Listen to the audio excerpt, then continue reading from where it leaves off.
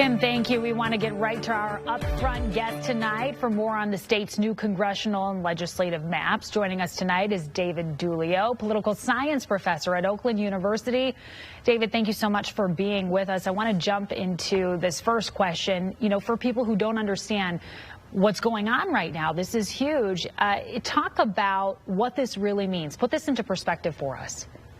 Sure. It's really one of the most fundamental aspects of our representative democracy.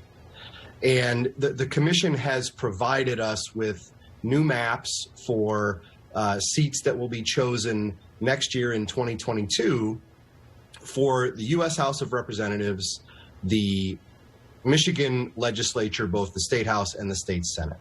And I say that that's the most basic or one of the most fundamental aspects of our representative democracy because it defines who will eventually represent whom.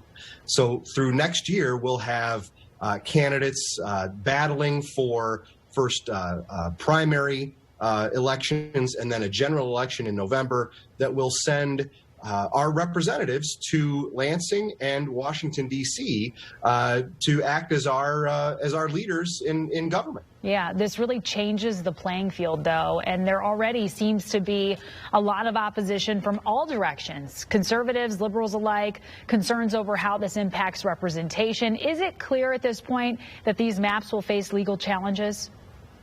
Well, I think that there's no doubt these maps will face some legal challenges, which is nothing new in the redistricting process. In fact, in Michigan, in previous redistricting cycles, we've seen challenges. We've seen court cases, and they happen across the country. So when that happens, let's keep some perspective and realize that it's really something that happens all the time. And, you know, a lot of people are going to have to fight the urge to look at these maps through a partisan lens. We know it's a nonpartisan commission that really redistricted and did all the work here. What in your mind is the most important thing for voters to know about this process and about the outcome?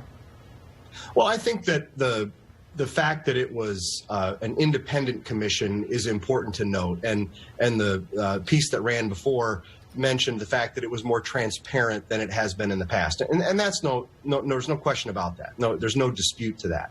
I think the voters really what they need to do now is keep an eye on these court challenges that are likely to come from, as you mentioned, all different directions. Those will eventually get sorted out, and we'll have maps and we'll have some certainty around who is going to run where. And that's really been up in the air in the last several months as well. But once everything's settled down and the dust settles, voters then need to go and figure out, okay, what district am I in? And then start to learn about the candidates that are seeking to represent them in those districts. Very important insight there, Dave Dulio. Really appreciate your time, political science professor at Oakland University. Thank you. My pleasure.